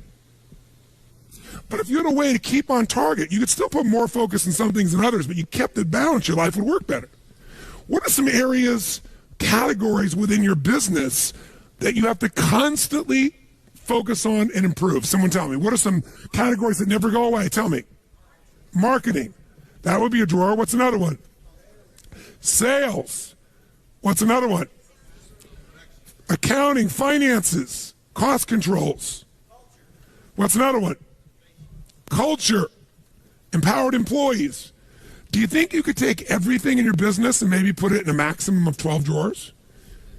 And then whenever you had a meeting, you could say, what are our outcomes? Instead of this long list, you go, what are our outcomes around empowering our employees? What are the outcomes for this year, for this quarter, for this month, for this meeting related to sales? What are our outcomes for this meeting? To marketing. And guess what? Then you don't have this situation where you're doing great one part of the business, the other part bites you. See, if she doesn't do the paperwork, i.e. the finances, the production, whatever, and she focuses only on sales, we can guarantee her failure. It's only a matter of time. And it's not because she doesn't care, it's because she doesn't have a system of chunking her life. She gets overwhelmed because she thinks that sales is all these things. More likely, she makes paperwork all these things. I talk to people all the time. Somebody who doesn't work out regularly, doesn't exercise regularly, I'll say, how important do you think work? Oh, yeah. And you'll finally get them where they say, I'm going to work out. But I'll say, why haven't you worked out up until now? I know you're committed now, but up until now, I want, not excuses, I'm not making you wrong. Just tell me, when you think about working out, tell me how you think about it. And listen, this is what they'll say to me. Well, God, it's so much work. Really? Well, tell me what do you got to do to work out? I said, well, you got me right now. I don't even have any running shoes. I don't have any gear. I don't have any clothes. I'd have to go buy the stuff. I'd have to drive to the sporting goods store, and then I'd have to go in there and try stuff on, and I don't feel very good about my size now anyway. It'd be uncomfortable, and then after I pick what's working, I don't really know what I should be wearing. I don't know if I'm going to run or I'm going to work out or lift weights. So I don't know what to buy. But let's assume I got all that stuff. Well, then what? Well, then I got to go to the front and sit there in that damn counter and wait, and then write the check, and then get in my car, and well, what else do I do? Then I have to find a place to work out. Okay, well, what does that mean? Well, I'd have to, go on the web and search for, clubs nearby, and then, then I have to drive to each of those individual clubs, and I'd have to go in and, kind of go through the tour they give you, and then sit through somebody trying to pitch me on buying 500 years of subscription to go there, and I don't like to be sold, and, well, let's say you bought one. Well, then they take a picture of you, and you look ugly. It looks worse than your driver's license, and, then each time I go there, I have to go there, I have to drive there, I have to, find a place to park, and then, I got to go in and show my badge, and then I got to go find the locker, and then I got to hang my stuff up, and then it's going to drop, and, I put on my stuff, and then I got to go wait for the first machine. It's probably sweaty, so I have to probably go wipe it off, and then I go to one machine, another machine, then I got to come back, and now I got to take off my sweaty clothes, and now I got to go take a shower and see parts of people's bodies I don't really want to see.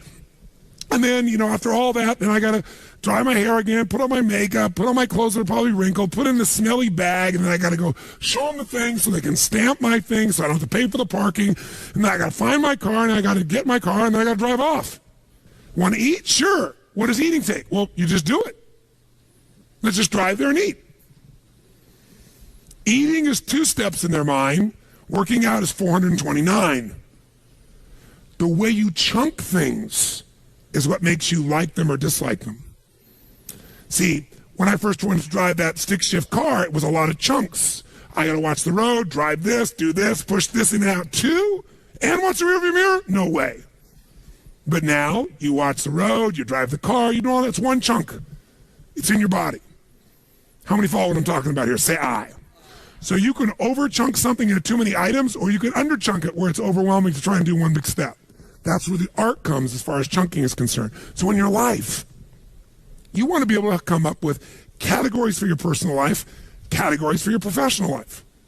Does this make sense?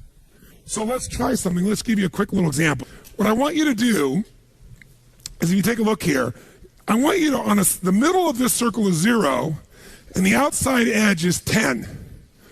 10 means where you want it to be. Whatever a 10 is for you, it's different for everyone.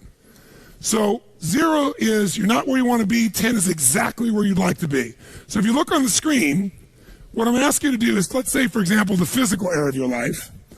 And I want you to go. Now, notice this person went up about 70% of the way. They're a 7 out of the 10. Their idea of a 10, of what they like to be physically, they're not. They're not a 0. They're about 7, and they draw a straight line across. Then we look at emotion and meaning. And we say, where do you live emotionally? How much joy, excitement, happiness, passion, aliveness compared to what you want? How much meaning? And this person went 0 to 10, they went, I'm about a 3. I'm about 30% there, or 2.5%, 25% there. Where are you compared to where you want to be? It's not somebody else's judgment. In your relationship, 0 to 100% of where you want to be would be 10. By the way, if you don't have a relationship, it would be 0. Just in case you need coaching on this. Okay? And then if we go time, where are you in the mastery of your time? Where time serves you versus you serve time. And this person says, I'm about 7 out of 10 that. How about your career? How's that going 0 to 10? This person goes, I'm an 8 on that. Draw a straight line across. Where are your finances? I'm doing damn good there. I'm at a 9 on my finances. And then where are you in your sense of celebration of life? Life is a celebration. You feel a great sense of contribution. They said, no, I'm pretty stressed. I'd have to say, honestly, I'm at about a 3 there or 2 there. Do yours real fast. Just draw a straight line across where you are. Center is 0, out is 10. 0 is not at all. 10 is exactly where you want to be. Just real fast. You got 30 seconds.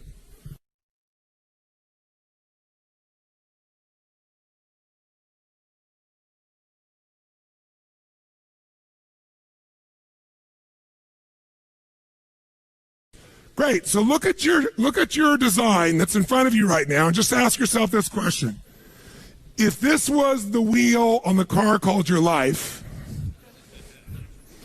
how would your car run? Better yet, what if you're going to drive that car 150 miles an hour? What could you guarantee is going to happen, my friends? What's going to happen? You're going to crash. How many are going to have a lot of stress when you start trying to drive this thing fast? Say I. Guess what owning your own business is? Driving 150 miles an hour, isn't it? So what used to be okay when you work for somebody else, that is kind of bumpy and stressful, when all the responsibility ultimately is yours, and it's out of balance, it's pure pain. How many can relate to this in some way? Say I. Things get this way because most people ask the question, what do I need to what? Do.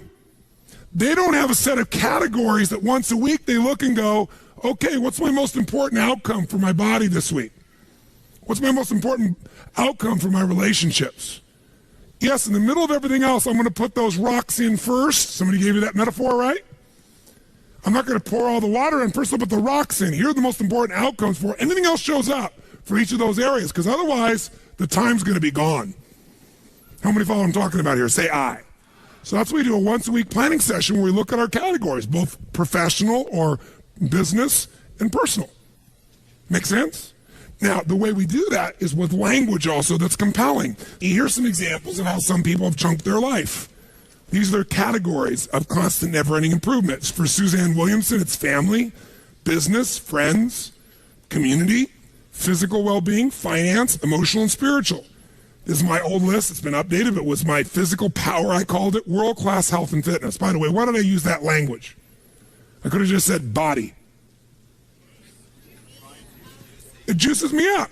Physical power, because I want the power to get up and rock, to take the room, to make it happen, to shift things for my wife, for myself, for my family, right? Second, emotional juice. Why did I call it that instead of just emotion?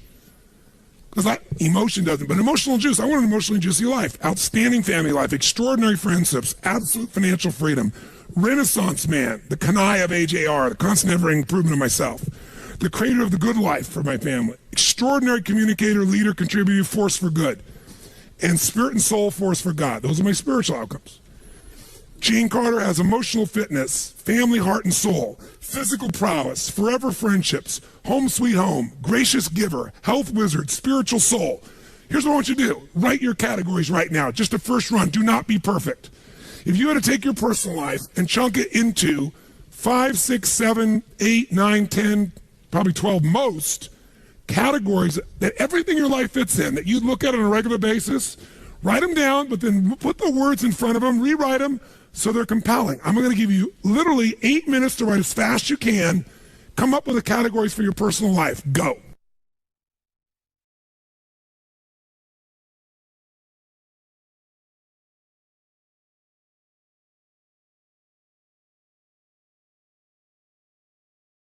How many think it would be valuable once a week or at least once every 10 days, 3 times a month, sit down and lay out a plan for that week or 10 days where you put the big rocks in first, looking at these categories, making sure you didn't miss the stuff that matters most to you. How many would agree with this? Say aye.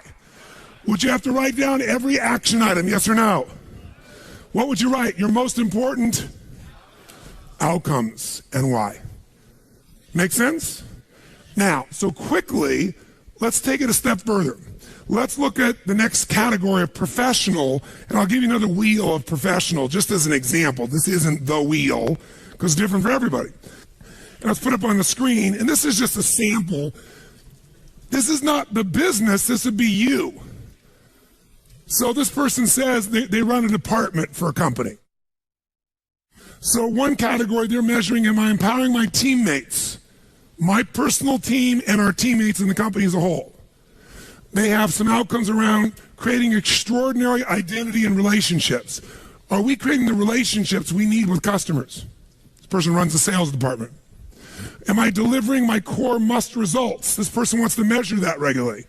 They say, all my life is really about empowering my team, making sure we have extraordinary relationships, making sure the core must I promise I deliver. I got to keep focused on that every week, every month.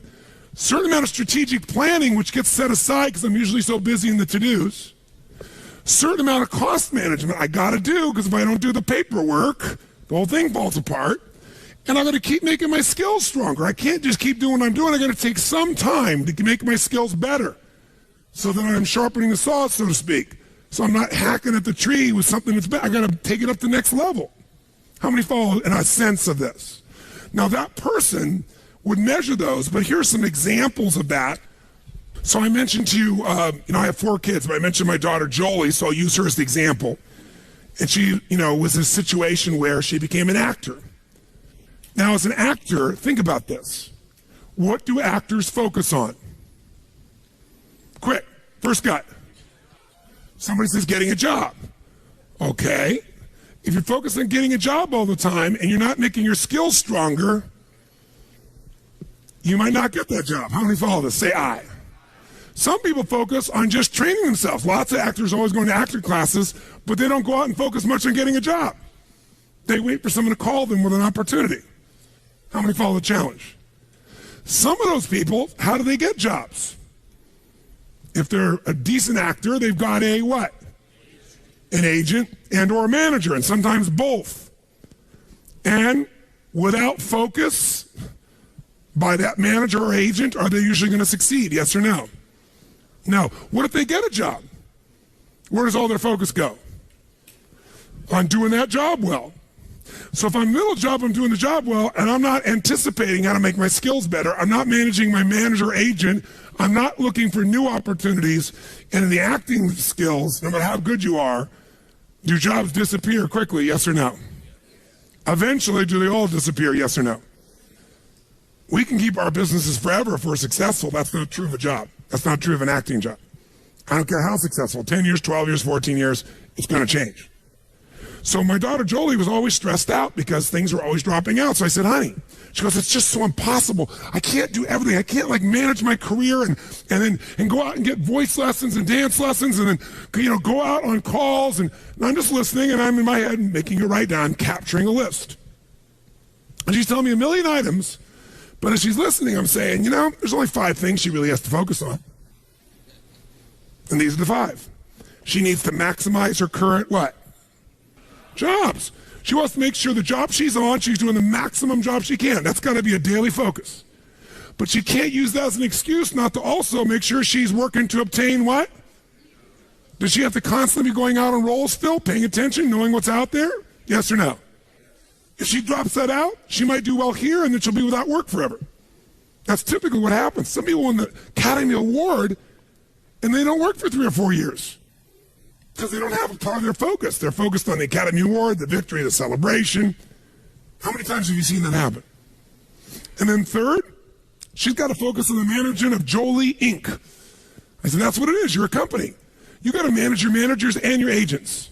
Every week, she's saying, what do I need to do to make myself better at the current job? What do I need to do to make sure I'm keeping my focus on getting new jobs and networking, doing what's necessary? What do I got to do to keep on top of my managers and agents? They're not going to just do it without my focus. What else does she have to focus on? Expanding her current acting skills so she gets better. She can't use that as an excuse and then, oh yeah, when I have more time, I'll work on getting better. No.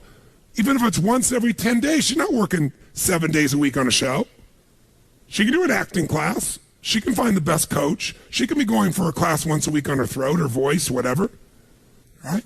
And then, of course, the last one is being a networker extraordinaire, expanding her identity. Guess what? Everything she can think about doing as an actress is in those 5 categories. And so if every week she's looking at that and thinking, what's the most important? Come on, guys, nice and loud. Most important in that area or outcomes in that area? Is she going to stay on target? Is her career going to be, by the way, what happens if we take that wheel and we take whatever's strongest on your wheel? I'll show you what I mean. This should really be interesting, me doing this visually. If we take your wheel of life, your wheel of your career, and you got one thing like this and another thing way out here and something else like this and something else like this and something else like this, and this is your shape of your life, we all know what's going to happen. It's going to be stressful. But when we find the strongest area, let's say it was your finances or your career or whatever, and we find that outside edge and we use that as a target for the base of where you are right now. And now we say, what's it going to take to close the gap between here and here with my body? What's it going to take to close the gap from here to here in my training? Because guess what happens? Once we get here and it's all rounded, even if it's not 100%, who knows what's going to happen? How much smoother is your life going to be? And by when it's smoother, can you go faster? Easier or harder to go faster when it's smooth? This is the power of RPM and having categories of constant, never-ending improvement in both your personal and professional life. Because, by the way, sometimes you're doing really well in all the categories in your business, and then you have a divorce, which kind of interrupts it just a smidge. Who knows what I'm talking about here, right? Or not a divorce, you got a problem in your family. Somebody's not feeling loved, not feeling appreciated, whatever the case may be. This is the goal of what we're trying to do here. So you can create categories within your professional life, but the one I want to get for you is let's do one together that I think will be helpful for you to chunk all we've done this week. Let's look at a business. Let's look at some categories that you're pretty familiar with. And the reason you're familiar with them is this whole course has been focused on them. What's one area of your business, if we go starting at, kind of 1 o'clock, that you've got to constantly focus on, my friends? What's an area? Mastering what? Come on, nice and loud. What's another area? Next. What's another area? And how important is time? And notice we said time and what management? That's what this is. This is the part of the training on results. Results management. What else? Cost management. What else? Innovation and constant every improvement of products and services. What else? The legal systems, technical systems. What else? Culture. What else? Now, they could come up with their categories, but you could probably fit 99% of your business in those 8 categories, couldn't you? By the way, you could fit almost everything we've taught you and every action item you have within one of those categories. So instead of this big-ass list you have at the back of your book, maybe it's time to chunk it so it's not so overwhelming. And by the way, once you chunked it, some of it you could hand to somebody else and go, these are your outcomes. Help me clarify them. Here's why they're important. Go figure out how to do it. And by the way, when people know the outcome who are competent and they know why, do you need to tell them how? No. In fact, they may come up with a better how than you would. How many follow this process? Say I. So here's what I want you to do. Let's do with where you are right now.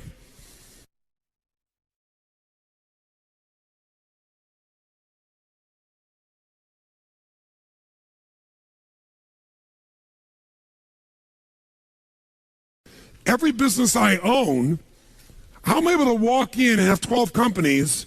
I've got companies that are doing $150 million in business with 1,200 employees. I've got businesses that are brand new startup oriented businesses. I got businesses in the hospitality side, meaning a hotel. I've got businesses in nutraceuticals. I've got practice management companies for doctors. I got this educational business that I'm a part of. They're all radically different businesses, but guess what? When someone's going to talk to me about it, I can take everything they're saying and put it in one of these 12 drawers. So every business has it. So here's Namali. Namali is my resort in Fiji. It's the #1 resort and spa in the country. 525 acres, 3 miles of ocean frontage. And I got everybody from, you name it, Anthony Hopkins, Quincy Jones, you name the celebrity artist, musician, we're the top place in the country to go, right? Built the thing from scratch. How do we make it better and better and better and win all the awards? Because we've got categories of constant, never-ending improvement, and we're focusing on how to improve it always, the X factor in each category. So what do we got? Effective business and financial plans so we can run the company effectively. Securing all of our event revenue, because in the travel business, there's a certain way you have to secure the revenue. Managing and mastering our what? Maximizing and improving our what? Marketing and sales systems. What else do we want to do? What's our language for this? Keep customer promise and create what? And mobilize them. The reason we got all these titles and all these awards is because customers come out of their minds. It's the greatest vacation in their life. When I told Chet about it, Chet's been all over the world, and Chet's, been to some very nice places, and we're good friends, but he was like, yeah, Tony, yeah. And then he emails me and calls me, this is the most incredible experience. And he's crying at the end. I've never cried leaving a hotel before, like I didn't want to leave. Because it's an emotional bond, it's an experience. It's not just the beauty of the place, it's the people. So there's a very different experience for people here, right?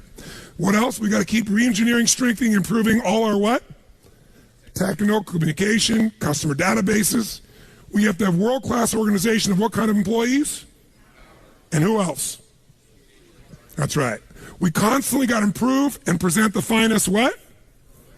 Now, most of the rest of these might fit in your business. Unless you're in the restaurant business, you probably don't have food on the list, but we have to because it's part of our business. You got to think, what's the most important thing? You got to constantly improve, so nothing's left out. We got to maximize and improve our current community impact, because I believe we must impact the community. So we have 2 villages on either side of our resort, and we employ about 200 people. We're the biggest employer in the area, and we send all the kids to school as my gift. I've been doing it for 22 years. So guess what? When all hell's breaking loose, thank you. Thank you very much. I appreciate the acknowledgement, but I'm saying it to you because when all hell breaks loose, guess what? Our people, the community there supports us completely, right? We didn't do it for that reason, but there have been a couple times there was a coup in that country. It happened many years ago. When the coup happened, some people are coming, they're going to say, I'm going to ramshack this resort, and guess who was standing out there? The entire village standing in front of the resort saying, you're not touching Tony's property. I was like, okay, that's pretty cool. But what you give and you give and you give, it comes back. Identity. I've been through the births and the deaths and the upsides and the downsides, and we're there together. But it's because it's a focus for me. By the way, with all of my life, could you get off track and miss some of these? Yes or no? This is the ultimate checklist. Notice it's not what to do, it's the category, what must always be improved, and now you think of what the outcomes are. And you measure them annually, quarterly, etc. And then finally, create effective plans for capital improvements, because a resort's got to constantly be improved, right, physically. So there are several examples here and you can look at later. Here's what I want you to do, real fast. You can use the 8 we just wrote down in the wheel, or you can create something else, but I'm going to literally give you, I want you to do this quick, what are the 6, 8, 10, 12 categories that cover your whole business? Make your business categories of constant improvement your first run at it. We won't have enough time to finish it, but I want you to get a good run at it. Ready? Go.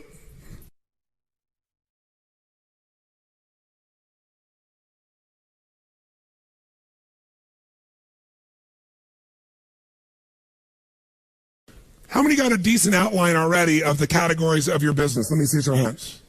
Fantastic. How many have added some language that makes it a bit more compelling for you? Great. That's what you'll finish. Ideally, here's what I would do before I got home, when I'm on the plane, whatever. I'd upgrade my personal list, and I'd set some goals in each category. Just a few things, simple things. I have my categories for my business or my profession. I do the same thing. Sometimes the outcome you want takes a long time. It's not 1 week, 2 weeks, it's a project. So a woman comes to me and she's stressed out of her mind. Her name's Nisi, and she's got her wedding coming up. Now, have you ever seen a bride who doesn't have a wedding planner, or even one that does? They're very often very stressed. So she comes to me and goes, I'm so stressed out about my wedding, and the reason is, I'm doing all these things and really want to conserve the money, so I've got a wedding planner, but I can't use them in a limited way. I said, I understand. She goes, but also it's my husband-to-be's 50th birthday coming up, and I want to do a surprise birthday party. So while she's trying to plan her wedding, she's also trying to plan a surprise 50th birthday party. Now, how many action items do you think could show up when you start making a to-do list on those two things? In the middle of all your life, and she wants it to be absolutely what? And by the way, perfect will make you really stressed out on top of it. And all the language she's using, I'm so stressed out, I'm freaked out, I'm stressed out, I'm freaked out, I don't know what to do, I don't know what to do. Keep saying that over and over again. I said, first, let's watch the language. Not the F word, I'm happy with that. I just mean the words that you use are putting you in a lousy state. If it puts you in a good state, I'm fine with it. Some people use words that other people will be upset about, they excite you. Let's take a look at this. Let's first step to getting a plan is called capture. Take all the stuff in your head and write it down. It's really like making a to-do list. That's still the first step. Get it all out of your head and keep it in one place, not 20 places. Like many of you have written on notepads over here and a book over there and a thing over there, and you're gonna try and figure out where the hell to find this shit later on. Okay? You need one place, whether it's in your iPhone or whether it's on your computer or whether it's gonna be, on a paper version of something, one place, right? A planner or something. But in her case, here's what we did. We created a capture list. We split it in two things, keep it simple. Things she's got to communicate versus results, actions, or projects she's got to get done. And so this is what we came up with real quick. She's got to call KP to put out signs. She's got to call and confirm a band. This is what she starts telling me. I start writing it down. I need to take care of the parking situation. I got to rent 2 vans. I got to have a Friday breakfast. I got to have a Saturday breakfast. I got to have a Saturday lunch for everybody. I got to order the direction signs. I got to order the meat trays and pick up at Sam's. I got to pick up the donuts on Friday and Saturday. Oh my God, I got the plates and the silverware and the cake tables I also got to get. Oh, I got to get the caterer for Saturday and Sunday. Oh my God, I got to call and get an MC for Gary's party on Friday night. Oh yeah, and I got to order the mic and the podium for the party in the hotel. How many are starting to feel stressed already for her? And by the way, it kept on going and going and going. And so by the time you're done with your capture list, it'll be like taking this 5 days and turn to the back of your book and reading that long list. You go, no, I hate Tony Robbins. I hate Chet. I hate them all. So much here. I'm going home to all this other work. Unless you chunk it, right? Unless you're clear. So what we do is begin to chunk it. And when you have a project, it's not just this week, something that's long lasting. You got to come up with an ultimate what? What's your ultimate what? Come on, guys, your ultimate what? That's right. What's the ultimate outcome? What's the ultimate result? And so we came up with it with her. We said, what are you really after? Stop telling me all the things you got to do for your wedding. Tell me what you want. We get so caught up in the doing, we forget what we want. Same thing with your business. So caught up in the doing your business, forget what you got in business for. So she says, well, I want to create the wedding of a lifetime that's an incredible experience for Gary and for me and totally fun for all of our guests. That's different than I got to put on a wedding and a party perfectly. What do I want to do? Create a wedding of the lifetime that's an incredible experience for Gary and me and fun for our guests. Why? Second question, why? She says, it'll be a remarkable beginning for an awesome marriage. I want to express my love to Gary in ways he'll never forget in both the wedding and in the party. I want my family and friends to have so much fun. Now she remembers why she's picking up those signs or getting someone else to. Now we say, let's not write all the to-dos. This is a big project. Tell me just the key results. The big results that have to happen for you to have the most incredible wedding possible. She said, well, I've got to handle enough events in advance that I'm assured the weekend will be a success, and that'll make me relax during the wedding and even coming up to it. If I can handle enough of the most important events in advance. What else? I got to have a pleasurable Friday and Saturday evening enjoying my guests while the details are being taken care of by other people. She got that. Now that she knew her outcome, she knew how to get there. What else? I need to set up a fun day of shopping with Kim and Kay, her best friends, so we can spend time with them while we're shopping for the wedding things. So instead of feeling I'm stressed and not spending time with my girlfriends during the wedding because I have so much, Let's have them take shopping with me. Let's do it together. And what else? I need to create a fabulous surprise 50th birthday party for Gary on Friday night during the rehearsal. Each one of these will become an RPM block of its own. How many follow that? By the way, once you do a few people's experiences like this, you'll start to see there's a pathway, a pattern that's the same for most weddings. Effective weddings, happy weddings. You'll start to know maybe the words change, maybe somebody has a 50th birthday, but you'll start to see the same pattern. And what took a long time to do the first time, you can do in seconds now. It's the signature. So let's take a look. One of those outcomes was create a fabulous surprise birthday party for Gary on Friday night. Why? Purpose, she's creating an RPM block. Why am I doing it? To honor and delight Gary, to have fun, to create a magic moment, to share my love with him at the deepest level. Okay, what's it going to take for me to create a fabulous surprise birthday party for Gary on Friday night? Well, I got to pick up the signs. I got to order the cake. I got to pick up the cake. I got to get an MC. I got to get an accurate count on the guests. I got to confirm the count to the hotel.